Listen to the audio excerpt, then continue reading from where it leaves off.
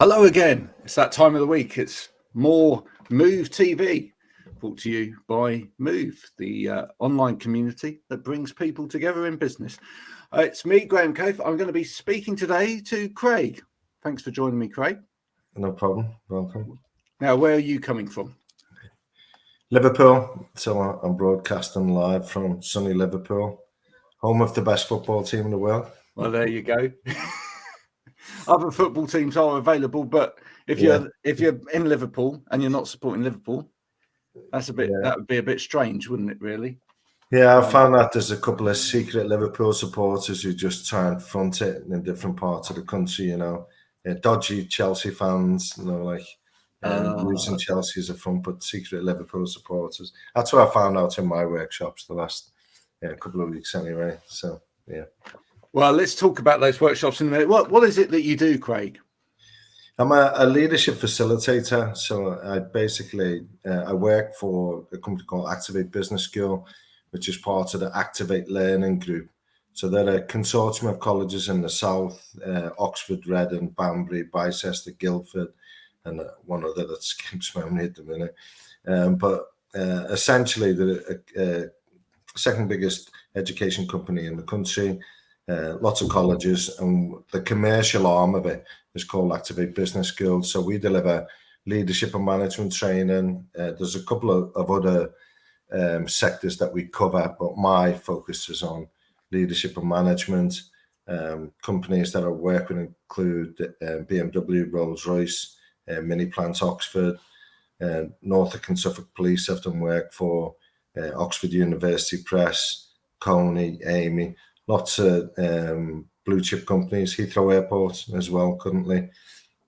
So we work in conjunction with Grant Thornton, the accountants.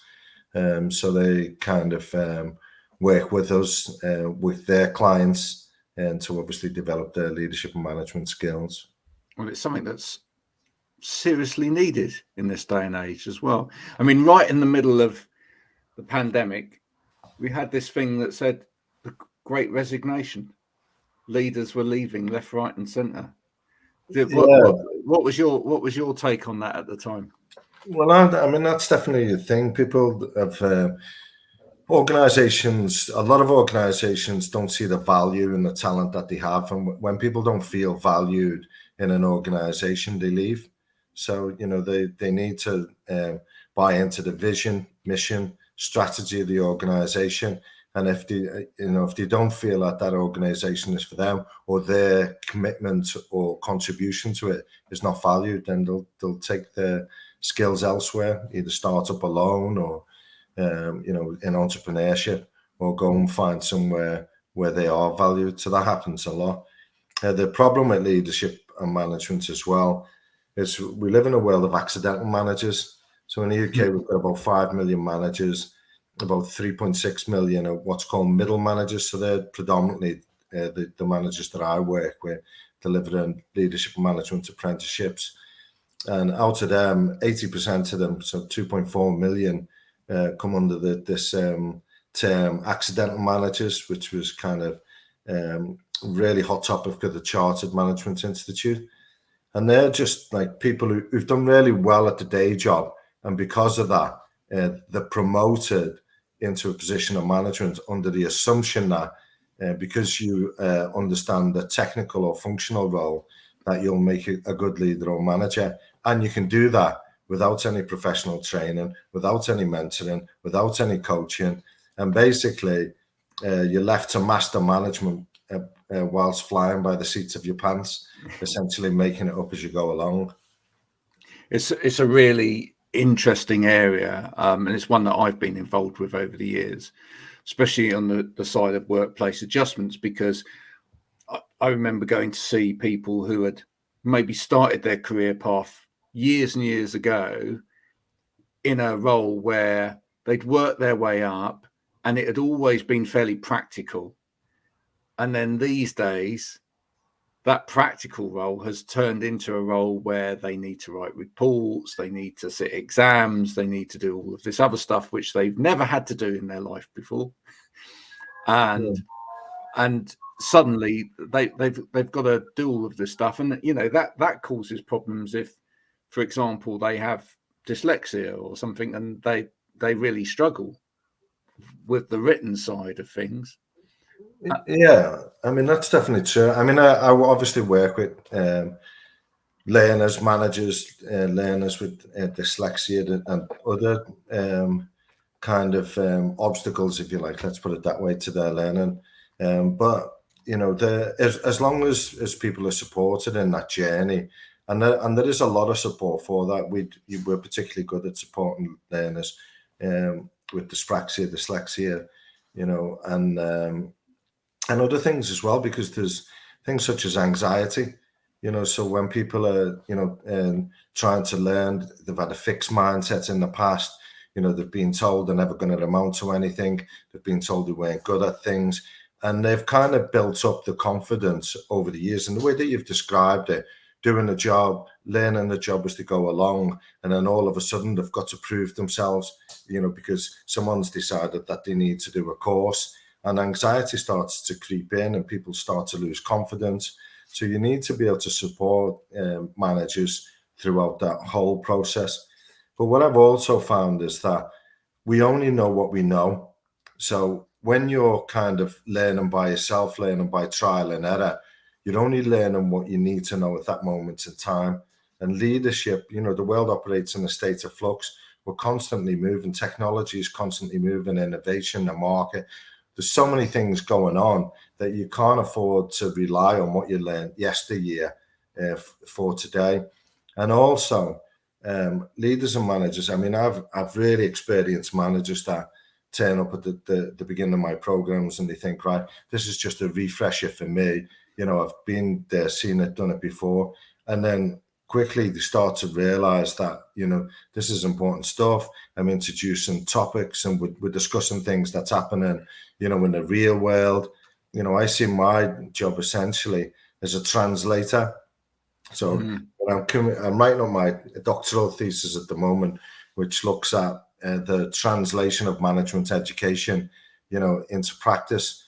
So the old school kind of like deliver a presentation and a couple of handouts, like a transfer of information, is not practical for managers. What managers and leaders need to know is, okay, that's an academic theory or model or some research, but what does that mean to me?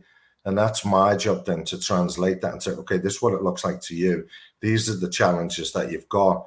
And these are the, practical things that you can do to overcome them. Now go to the workplace, practice it, and tell me how it worked out the next time we meet. And I get them writing like reflective journals, how, they get them epiphanies, them aha moments where they go, now I get it. I'll give you an example. So like communication, we all think we're good communicators, when we introduce something like the Shannon and Weaver linear communication model, which is from the 50s. People think, wow, that's old and ancient, but it still is relevant today. And, in that we look at barriers to communication, physical barriers and psychological barriers, physical barriers being background noise or chatter. And then psychological could be stress, could be language barriers, emotional barriers, unconscious bias, all these kind of things. But then the main thing, when you're communicating instructions to somebody, people think, right, I've told somebody what to do and that's it. They must be stupid. They didn't get it. It's their fault. But in leadership and management, we need extreme ownership. Whereas if you're communicating and that communication doesn't go through, then you have to accept responsibility that you're a poor communicator. So using things like, you give somebody instructions and say, have you got that? And they go, yeah. And they go, okay, go away and do it. No, don't do that. Tell me what I've asked you to do. And then they tell you what they think you want them to do. And they go, oh, either yes to confirm it and go and do it, or no, I haven't explained that properly. This is what I actually want you to do. Now tell me what you're going to do. And yeah, it resonates so much with me. I saw that so many times out in business. I can give you a couple of great examples of that. There was one time I went into a business where the manager used to disseminate the information every morning via a shout. So he would literally stand there and he would say what the details were for the day, what needed to be done for the day, what the newest information was, etc. And there was one person there within that group who just could not take information that was delivered orally. Yeah. Okay. Yeah. So for them, they could only really take new information in if it was written down. So it was a case of taking the manager to the side and say, look, you've got different people here who absorb information in different ways. Yeah. Just because you tell people that information, where is that information if someone needs it written down or don't have it written down? So it's like, well. So this is like one of the skills when as part of that whole communication piece, it's like VAR questionnaires, so video, audio, read, write, or kinesthetic. So some people are visual learners, so they're not listening as you've said. We have 3 levels of listening: level 1, level 2, level 3. So level 1 listening is the lights are on, but nobody's home, and that's where most of us are all of the time, operating on autopilot, not conscious in the moment. So you need to be able to, if you're going to deliver a message, you need to be able to capture people's attention first. So like visual learners need, a photograph of something or a diagram, or, showing, the read, write, need it written down so they can take their own time to reflect upon it and read exactly the way that you've just said. And then you've got audible, who can take them instructions, and kinesthetic, who need to be hands-on. So, particularly I work in the manufacturing industry, car manufacturing industry. And in that industry, that's very much hands-on. So people need to be able to learn from doing. So that's really important. And that links back to that communication piece before as well. We think that nowadays we can send an email and job done. We can give very specific instructions. We've got accountability. We've got a paper trail, essentially, or electronic paper trail, where we can cover our own backs, and that means that it's somebody else's fault. But again, if you write like a War and Peace essay with instructions, and someone with a really low preference for read or write receives that email, they're not going to read it. No. Even if you use a read receipt and they said, yeah, I've read it, I haven't read it, but I'm going to answer this click because it's asking me to do that, and I want you to perceive I've read it, but actually there's no way I can read that. If it's really important, then you'll call me. So one of the things we do is get leaders and managers to do VAR questionnaires with all the teams so that they can start to profile exactly, what their learning styles are. And then when they're preparing a presentation or a shout out or a brief, they need to adopt it to the audience. So if everyone's an audible learner, then you don't need to, jump through hoops. You can be very specific. But if you've got a mixed bag, then obviously you've got to adjust your communication style accordingly. Absolutely. And in a way, you need to assume that you've got a mixed bag, because you just don't know, really, do you? Most people are like multimodal, or you do get 1 or 2 learners that struggle or are very much focused on one or the other. I have seen people with a 0 preference for read, write. They just detest reading, but that also could be a red flag for dyslexia, because people really struggle to read, or that they've never really learned the skill of reading. Well, absolutely. I've got one client at the moment who's visually impaired, so most of the communication is done by voice note. It makes sense, really. I mean, why would he want to try and read the text? He's going to have to use something to read any text that I send to him, so it makes sense. Managers get a bad rap as well, don't they? I mean, let's be fair to managers.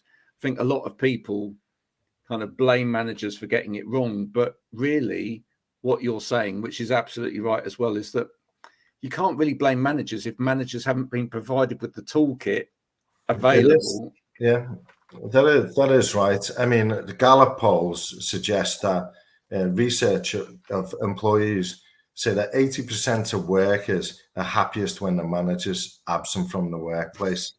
Because I totally agree with what you're saying. This is something that, I say to all people that come to the program, the world of the accidental manager is blamed on poor productivity in the UK. They say that, CMR is suggesting that poor management costs the UK £87 billion a year. When we were in Europe, we were 13% behind Europe of an average and 26% behind Germany, on our productivity rates.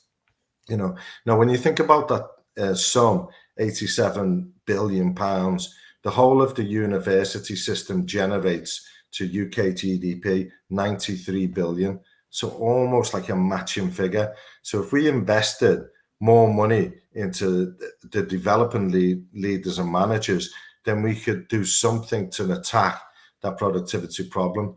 The issue that we have in the UK, even with the money and the apprenticeship system, we have about 25,000 management apprenticeships a year around that level 5 area for 2.4 million. So it's like 1%. So we're only actually funding 1% of the accidental managers. And out of that, there's about a 50% dropout rate, because inside that system, we've got the challenges of managers having to do functional skills in order to complete an apprenticeship.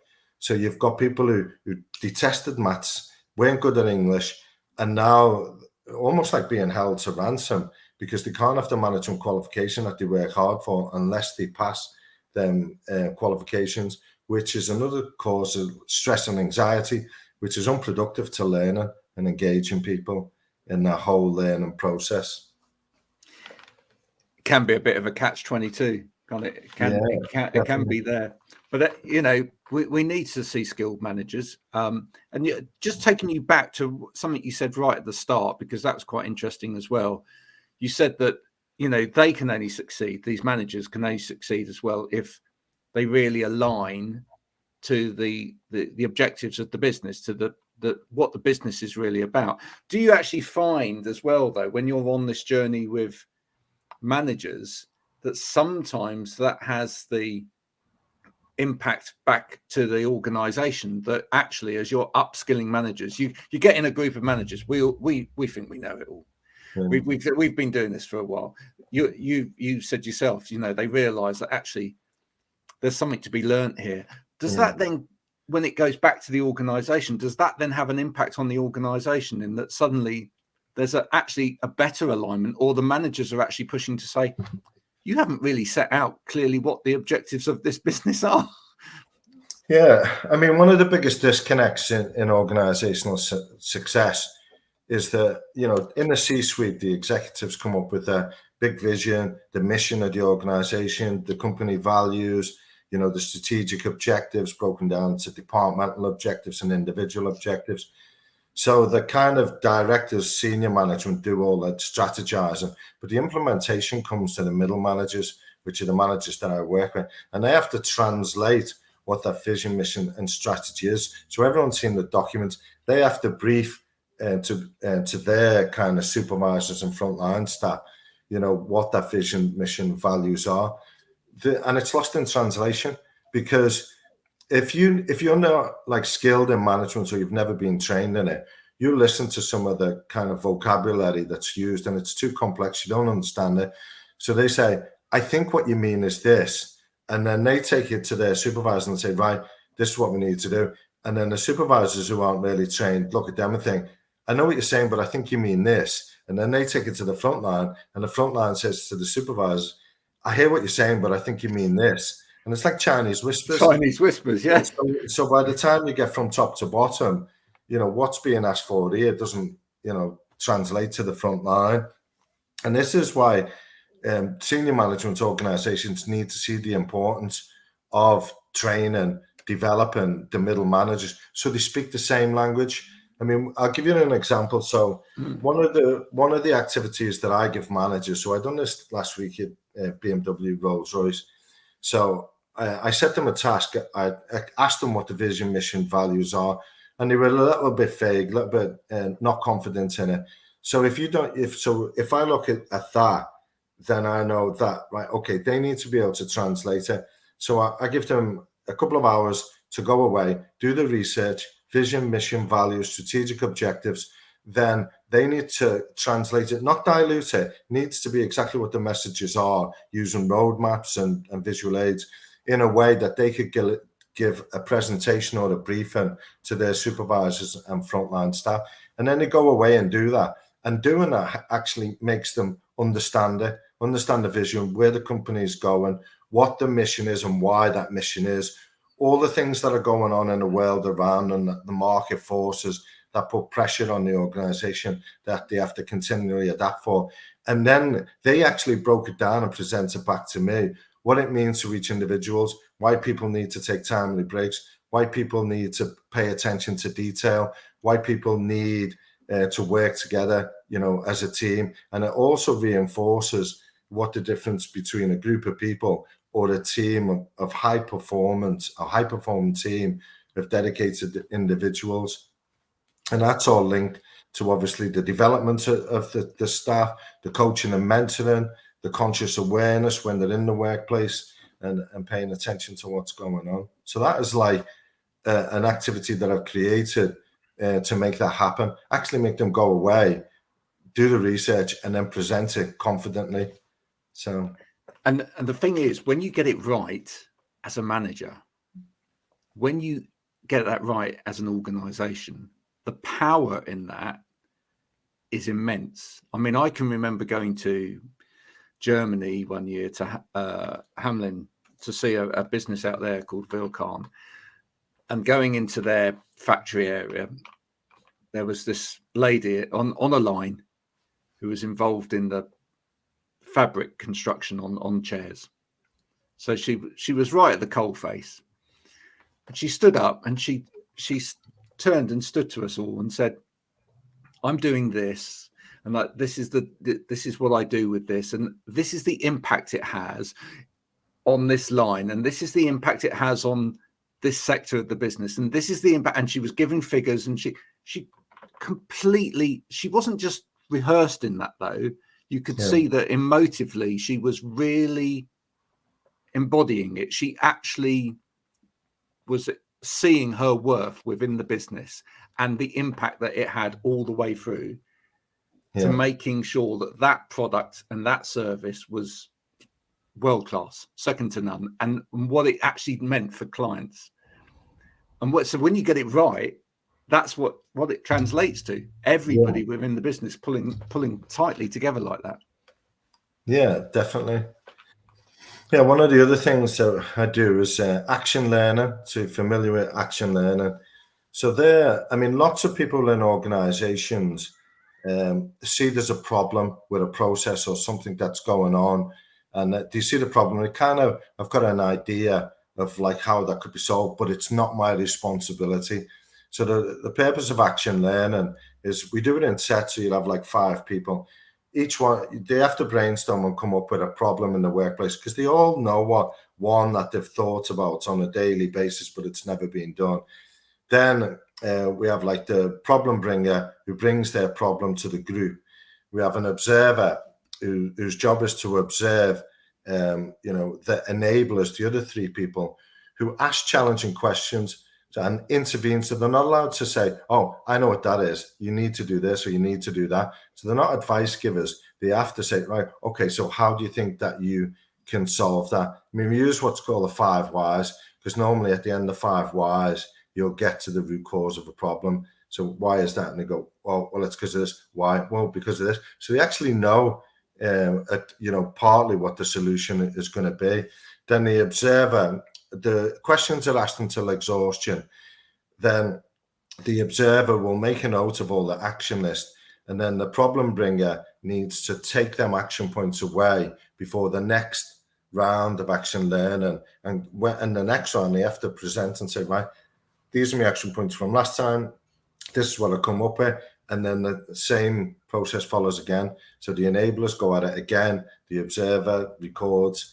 And then there's been lots of big problems that have been solved by that, saving thousands of pounds, and solved an issue that's been going on for months, years, that people know about but just haven't addressed. So it's amazing what some clever thinking will do, some clever processes will do in terms of turning things around for management. Now let's talk about Move. How did you first get to meet? Was it Mark or Andrea that you met with in Move first? Mark, so I mean, I was in BNI for a long time. So BNI Business Network International, probably going back to the early 1990s, actually, when it first started in Liverpool. So at one point, I was a director consultant. So I used to set up the groups and work and grow the groups. And I met Mark. He was in one of the groups that I'd visited on a couple of occasions. When I dropped into education about 8 years ago, I kind of dropped out of BNI and the whole network and scene because I was previously doing lots of entrepreneurial stuff, own business stuff, which suited networking. But it just was no longer viable for me because I was employed and doing different things. So I kind of dropped out of the whole scene. When I noticed Move, I'd seen it a couple of times. I think it was on LinkedIn. And at the beginning of the year, I thought, after the pandemic, I went completely virtual during the pandemic. So I completely isolated, working, delivering workshops online. And that's continued to this date. So you use that human interaction, and when I seen the group, I thought, I'm going to start that in January. And I turned up I think it was the 6th of January or something. Went to Sefton Park at like 10 to 7 in the morning. It was freezing. There was horizontal rain. I was in full waterproofs. We got drowned rats, but you know what? It was an amazing experience. And I went back, and I'm a regular. I think I went about 26 weeks on the bounce, and then I had a couple of things that go on. You can't always make it, but I think if you drop out of the habit, it becomes a conscious decision. And I think if you want to commit and do something, it shouldn't be a conscious decision. It needs to be hardwired, in your neural network. So that's something that you do. Rather than, shall I do it? Shall I do it? No, it's networking time, get out and do it. And I think once you've done, when you have some fantastic conversations with people, it's not, people talk about ideas, problem solving, it's coaching, really. I mean, I work with people every week and I'll talk about things and challenges that, I'm looking to overcome and get their feedback on it. And some people will be talking about entrepreneurship, business, marketing, and they're all things that I've done. I can say, well, you could try this, or you could look at it from a different perspective. If there are problems with staff, I can talk through that, emotional intelligence. So, I mean, it's a great way for me to carry on my practice, as a coach and helping them with that. And it's a good opportunity for other people as well. To find out, different ways of looking at things, because the world of the entrepreneur is a lonely place. You have to kind of figure everything out for yourself. And I think that the opportunity to meet with other people, bounce ideas off, use people as a sounding board, get some feedback on your ideas is invaluable. You're doing your 10,000 steps. You feel great after it. It's all done before 8:30 in the morning. So you've got the whole rest of the day. There's a breakfast afterwards if you want to meet and finish off your conversations, but you don't have to. But I think I've had such massive benefits out of it. I go to Liverpool and every Sunday I go with Andrea across to West Kirby and walk with the group. Amazing group of people, fabulous, positive people. So they say you're kind of the sum of the 5 people that you spend time with. So why not spend as much time as possible with really positive people? I'd go daily. I walk daily. So I definitely, if there was a walk every day, I'd be on it. Oh, there you go. Well, and the thing for me is that, and that's what I really pick up on from everybody within the sort of Move community, is that it's not like just this normal networking scenario where turn up, pitch, trying to get business, etc. Yeah. It really is people kind of helping each other, as you say, almost coaching each other, because everybody's got something that they can bring to the table. Yeah, most definitely. I think I don't think anybody could go to one of them events and say, walk away and think, well, that was a waste of time. People would definitely think that was positive, that was really good, and then come again. But you're going to get the most out of it when you're a regular attender. Absolutely. Craig, it's been an absolute pleasure. meeting you properly today, and also talking a little bit about management and training and all things important. If people want to get in touch with you, obviously they can connect with you via LinkedIn. Are you on any other platforms as well? Yeah, LinkedIn, really. I don't really use any of the other platforms. I do have profiles on from my old digital marketing days, but I kind of like stick to a platform where there's professionals. Yeah. Not into cat videos. Yeah, it's not a swipe for management. Yeah. No, Yeah, absolutely. definitely. Well, thanks for coming on Move TV. Thanks for doing this today. Yeah, It's been you're a welcome. pleasure, and My hopefully pleasure. we'll talk again soon. So Yeah. thanks for now. Lovely to meet you. Take care. Cheers. Bye. Bye-bye.